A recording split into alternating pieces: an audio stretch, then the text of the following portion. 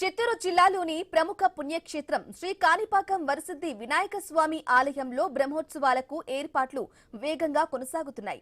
ఈ నేపథ్యంలో ఆలయ పాలక మండలి సమావేశం నిర్వహించి పలు కీలక నిర్ణయాలు తీసుకున్నారు. దేవస్థానం చైర్మన్ మణినాయుడు, ఈవో పెంచెల కిషోర్ అధ్యక్షతన జరిగిన సమావేశంలో వార్షిక బ్రహ్మోత్సవాల ఏర్పాట్లు, టెండర్లు, ఇతర ముఖ్య అంశాలపై చర్చించారు.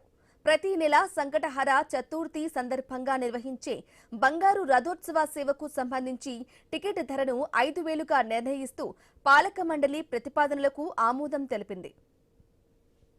అలాగే క్యూ లైన్లో వేచి ఉండే భక్తులు, మాడవీధుల్లో తిరిగే భక్తులకు తాగునీటి సౌకర్యం కల్పించేందుకు నూతనంగా సిబ్బందిని నియమించుకోవాలని దేవాదాయ శాఖ సూచనలు జారీ చేసింది.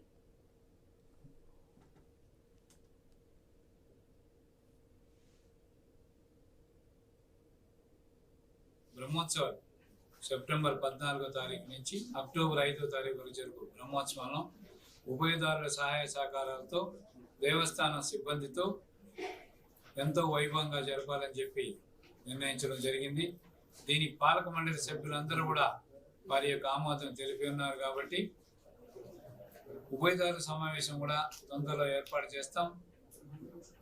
గౌరవ శాసనసభ్యులు మురళీమోహన్ గారి ఆధ్వర్యంలో ట్రస్ట్ బోర్డు సభ్యులను తీసుకుని పత్రికలన్నీ రెడీ అయిన తర్వాత గౌరవ ముఖ్యమంత్రి నారా చంద్రబాబు నాయుడు గారిని, డిప్యూటీ సీఎం పవన్ కళ్యాణ్ గారిని, బీజేపీ అధ్యక్షుల వారిని, లోకేష్ బాబు గారిని కలిసి అందరినీ కూడా ఈ యొక్క కార్యక్రమానికి ఆహ్వానిస్తామని చెప్పి తెలియజేసుకుంటూ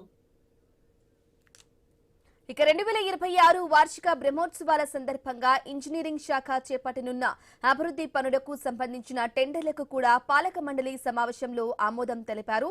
భక్తులకు మెరుగైన సౌకర్యాలు కల్పించడమే లక్ష్యంగా ఏర్పాట్లు చేపడుతున్నట్లు అధికారులు తెలిపారు. మనకి సెప్టెంబర్ 15వ తేదీ నుంచి బ్రహ్మోత్సవాలు స్టార్ట్ అవుతుంది.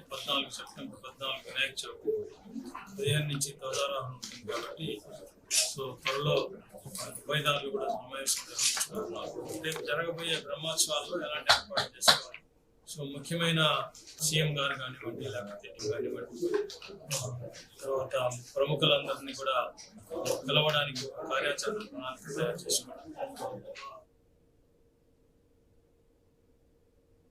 మనకి సెప్టెంబర్